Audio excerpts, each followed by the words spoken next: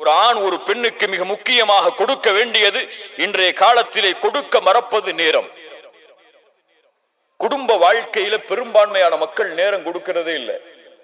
குறிப்பா இந்த வெளிநாடுகள்ல வசிக்கக்கூடியவங்களுக்கு ஒரு மிகப்பெரிய எச்சரிக்கையை சொல்றேன். இல்ல மஷா அல்லாஹ் பாதுகாத்தவர்களை தவிர, மனைவியை பிரிஞ்சு எத்தனை வருஷம் இருந்தான்னு சொன்னா அவார்டு கொடுத்தரலாம். அவருக்கு 4 வருஷம் ஆச்சு ஊருக்கு போய், 5 வருஷம் ஆச்சு ஊருக்கு போய், 3 பிள்ளை இருக்குது, அதை பார்த்துட்டு மனைவி உட்கார்ந்து இருக்காங்கிறாங்க. இதுவெல்லாம் ஹலாலான வாழ்க்கையா? இதுவெல்லாம் அல்லாஹ் ரப்புல் ஆலமீன் விரும்பக்கூடிய வாழ்க்கையா? ஒரு இயற்கையான ஒரு பெண்ணுக்கு என்ன தேவை இருக்கிறது என்று உங்களுக்கு தெரியாது. உங்களுக்கு இயற்கையாக என்ன தேவை இருக்கிறது என்று தெரியாது. அதை அல்லாஹ் ரப்புல் ஆலமீன் ஹலாலாக வாழ்வதற்கு வழி கொடுத்தும் செல்வம் என்ற ஒரே காரணத்திற்காக இப்படி ஹலாலாக வாழாமல் பலர் ஹராமிலே தங்களுடைய இச்சைகளை தீர்த்துக் கொண்டிருக்கிறார்கள். ஸ்கைப்ல உட்கார்ந்து பேசுறாங்க. சமூகத்திலே சொல்லப்பட வேண்டும். இதெல்லாம் ஒரு வாட்ஸ்அப்லயோ ஸ்கைப்ல உட்கார்ந்து என்ன பேசுறாங்க? இரவுடைய நேரத்தில் நடக்கக்கூடிய செயல்கள் எல்லாம் ஒரு போன் கால்ல உரையாடப்படுது. அந்த போன் கால் ரெக்கார்டு செய்யப்படுது. உங்களுக்கு தெரியுமா? அது எங்க ஸ்டோர் செய்யப்படுது தெரியுமா? ஸ்கைப்ல நீங்க பாக்குறதெல்லாம், நீங்க கேட்கறதெல்லாம், உங்கள் மனைவிய நீங்க கேட்கக்கூடிய அந்த முறைகள் எல்லாம் எங்க ரெக்கார்டு செய்யப்படுது தெரியுமா? அதை யாரு வேணாலும் பார்க்கலாம், யாரு வேணாலும் கேட்கலாம். இந்த உலகத்துல சர்வசாதாரணம். ஒரு ஆண் தவறான பழக்கத்திலே சர்வசாதாரணமாக, குறிப்பா சொல்லணும், மாஸ்டர்பேஷன் பழக்கத்துக்கு பலர் அடிமைங்க. இன்னைக்கு வெளிநாடுகளில் வசிக்கக்கூடிய பல வாலிபர்கள் திருமணம் முடிச்சு மனைவியோடு சேர்ந்து வாழ்ந்து ஹலாலான முறையில் இச்சையை கழிக்க முடியாம இப்படி அல்லாஹ்வால் ஹராமாக்கப்பட்ட செயல்கள் எல்லாம் அவர்களுக்கு சர்வசாதாரணமா மாறிடுச்சு. அல்லாஹ் பாதுகாக்கணும், அல்லாஹ் பாதுகாக்கணும். நேரம் மிக முக்கியமானது குடும்ப வாழ்வில். நேரம் கொடுக்கலையே மனைவி சொன்னா இவர் வாட்ஸ்அப் கணக்கு பார்த்துட்டு இருப்பாரு. காலையில் 8 மணிக்கு ஆபீஸ் போனேன், 6 மணிக்கு தான் நான் திரும்பி வந்தேன். அதுக்கு பிறகு 7, 8, 9, 10 தூங்குற வரைக்கும் உன்னோட தானே இருந்தேன்.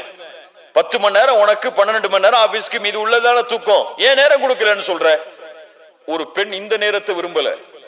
நீங்க ஒரு 10 மணி நேரம் அவங்களோட இருக்கணும், 12 மணி நேரம் அவங்களோட இருக்கணும், அவங்களோட உட்கார்ந்து இருக்குங்கிற நேரத்தை விரும்பல. எந்த நேரத்தை விரும்புறாங்க? வீட்டுல உட்கார்ந்து இருந்தாலும் வாட்ஸ்அப்ல உட்கார்ந்து இருக்கீங்களே, வீட்டுல இருந்தாலும் போன் பேசிக்கிட்டே இருக்கிறீங்களே, இந்த நேரம் அவங்களுக்கு வேணும். அந்த பெண்ணுக்கு தேவை அந்த பெண்ணின் மீது கவனம், அவ்வளவுதான். நான் உன்னை பார்த்துட்டு இருக்கேன், நான் உன்னை பார்க்கிறேன், நான் உன்னை கவனிக்கிறேன், நீ தான் எனக்கு முக்கியம், மற்றதெல்லாம் முக்கியம் இல்லைன்னு தெரியணும். அந்த பெண்ணுக்கு என்னை விட இவருக்கு போன் தாங்க முக்கியம்னு தெரிஞ்சா என்ன நடக்கும்? குடும்பத்துல மகிழ்ச்சி இருக்குவா? அந்த பெண் சந்தோஷத்தை கொடுப்பாளா? இப்ப நேரம் குடும்ப வாழ்வில் மிக முக்கியமானது. இது இருந்தால்தான் மகிழ்ச்சி அந்த குடும்பத்தில் அமையும். குடும்பத்தோட உட்கார்ந்து இஃப்தார் செய்யுங்க, குடும்பத்தோட உட்கார்ந்து சஹர் செய்யுங்க, குடும்பத்தோட ஒரு நாள் வெளியே போய் ஒரு ஹோட்டல்ல போய் சாப்பிடுங்க, பிள்ளைகளுக்கு நேரம் கொடுங்க. நீங்க எப்படி உங்க மனைவிக்கு முக்கியத்துவம் கொடுக்கிறீங்களோ அப்படித்தான் அவங்க உங்களுடைய பிள்ளைகள் அவங்களுடைய மனைவிமார்களுக்கு முக்கியத்துவம் கொடுப்பாங்க. உங்களை ரோல் மாடலா எடுத்திருப்பாங்க. என்னுடைய வாப்பாக்கு என்னுடைய அம்மா தான் முதல் தரம், அது போல என்னுடைய மனைவிக்கு நான் தான் முதல் தரம் நினைப்பாங்க. நீங்க உங்களுடைய மனைவிய ஏதோ தேவைக்காக மட்டும் டீ எடுத்துட்டு வா, அல்லது காபி எடுத்துட்டு வா, அல்லது துணியை துவைச்சு போடு, அல்லது வீட்டுக்கு இந்த சமையலை செய்யன்னு சொல்லி ஒரு வேலைக்காரியாக மட்டும் பயன்படுத்தினால் உங்கள் பிள்ளை எப்படி பயன்படுத்துவாள் அவங்களுடைய மனைவியை? நீங்க தான் உங்களுடைய பிள்ளைகளுக்கு ஆசிரியர், வேற யாரும் கிடையாது. வேற யார்கிட்ட போய் படிக்க போறாங்க அவங்க இந்த விஷயத்தை எல்லாம்? ரசூலுல்லாஹி ஸல்லல்லாஹு அலைஹி வஸல்லம் உடைய வாழ்க்கையை பார்ப்போம். பின்னர் 3வது குடும்ப வாழ்வு மகிழ்ச்சியாக இருக்கணும்னு சொன்னா நம்பிக்கை இருக்கணும் கணவன் மனைவி மேல. ஒரு மனைவி கணவனை முழுமையாக நம்பியே ஆக வேண்டும். ஒரு பெண்ணை கணவன் முழுமையாக நம்பியே ஆக வேண்டும் அவங்களுடைய மனைவியை. இந்த நம்பிக்கையில கொஞ்சம் குறைஞ்சாலும் முடிஞ்சு போச்சு. இன்னைக்கு உள்ள இந்த இணையதள கலாச்சாரத்துல ஒரு கணவன் மனைவி இந்த இருவரும் எதை விரும்புறாங்க தெரியுமா? எங்கிட்ட எல்லாமே இவர் ஓப்பனா இருக்கணும்னு விரும்புறாங்க. எதையும் இவர் மறைச்சிடக்கூடாது. பேஸ்புக்ல யாரு ஃப்ரெண்ட் ரிக்வெஸ்ட் கொடுக்கிறாங்கிற முதற்கொண்டு எனக்கு தெரியும். எல்லாம் எனக்கு ஓப்பனா இருக்கணும். அதை தெரிவதற்காக எதை செய்ய வேண்டும் என்று நினைத்தாலும் அவங்க செய்கிறார்கள். கணவனுக்கு தெரியாம போனை செக் பண்றது, மனைவிக்கு தெரியாம போனை செக் பண்றது, என்ன பழக்கம் இதெல்லாம்? உங்கள் மனைவியை வைத்துக் கொண்டு போனை கேட்டு பாருங்கள், சரியான விஷயம். ஆனால் மனைவி இல்லாத பொழுது போனை எடுத்து பார்த்தால் என்ன உள்ளத்தில் இருக்கு? உங்களுக்கு சந்தேகம் இருக்கு. உங்கள் கணவன் இல்லாத பொழுது அவர்களுடைய போனை நீங்கள் ஒரு தவறான எண்ணத்தில் யாரோட பேசியிருக்காரு, யாரோட பேஸ்புக்ல சாட் பண்ணிருக்காரு, யாரோட வாட்ஸ்அப்ல சாட் பண்ணிருக்காரு அப்படின்னு பாக்குறதுக்காக போனை திறந்தீங்கன்னா அந்த வாழ்க்கையா? இதுவெல்லாம் கணவன் மனைவியுடைய ஹலாலான வாழ்க்கையா? கணவன் இருக்கும் பொழுது போனை கேளுங்க, தவறு இல்லை. இப்படித்தான் ஒரு ஷேக்கிட்ட வந்து ஒரு மனிதர் கேள்வி கேட்கிறார். ஷேக், என்னுடைய மனைவி பகல்ல பார்த்தா அவளுடைய முகம் கொஞ்சம் தான் பிரைட்டா இருக்கு, ஆனா இரவுல போர்வைய என் மனைவி போட்டுட்டா அவளுடைய முகத்திலிருந்து அப்படி வெளிச்சம் எல்லாம் வெளியேறுது அப்படின்னாரு. அந்த ஷேக் சொன்னாரு, உங்க மனைவி உங்களுடைய போனை செக் பண்றாங்க, அந்த போனுடைய லைட் அதை மூல பாருங்க, அந்த போர்வையை திறந்துனாங்க. அப்படிதான் எனக்கு கலாச்சாரம் மாறிடுச்சு. அல்லாஹ் ரப்புல் ஆலமீன் நம்மை சீர்படுத்துவானாக.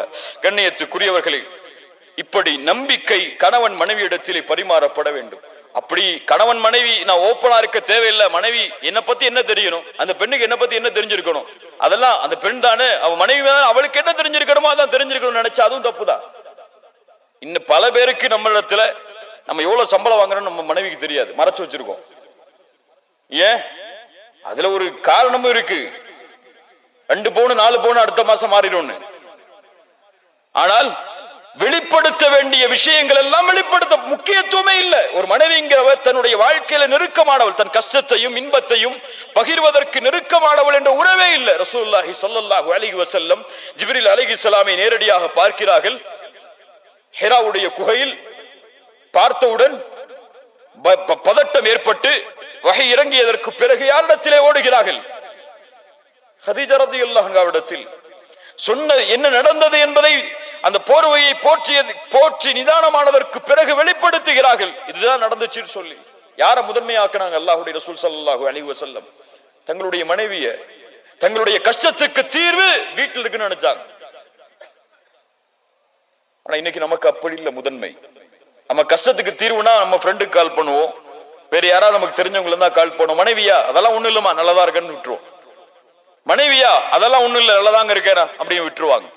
இப்ப இந்த முதன்மை குடும்பத்தில் கணவனும் மனைவியும் ஒவ்வொருவரும் ஆக்கப்படவில்லை என்றால் சந்தோஷம் இருக்காது, மகிழ்ச்சி இருக்காது. அது உங்களுடைய உறவு, உங்களிடமிருந்து படைக்கப்பட்ட பெண் அவள், உங்களுக்காகவே தங்களுடைய வாழ்க்கையை அர்ப்பணித்த பெண் அவள், அர்ப்பணித்த ஆடவன்.